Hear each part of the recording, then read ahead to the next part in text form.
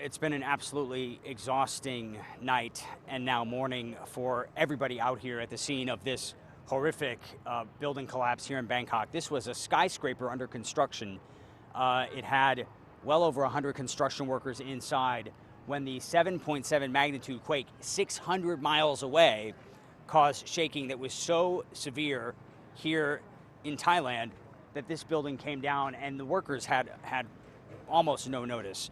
Crews have been out throughout the night and now the morning, basically digging by hand through this rubble. It's a huge mountain of twisted metal and concrete.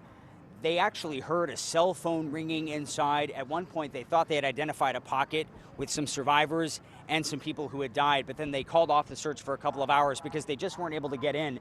And even though there's a lot of heavy machinery out here, they're not using it right now because they don't want to risk causing instability if there are pockets where people are still alive, around 100 people somewhere inside this pile, and there may be some air pockets where people have survived. They pulled out more than a dozen people alive, and they also found at least 10 people dead.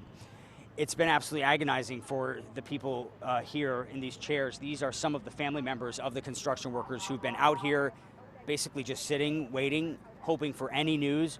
There are paramedics that have been on standby to treat anybody who is a survivor to come out, although we haven't seen any survivors come out now for a number of hours.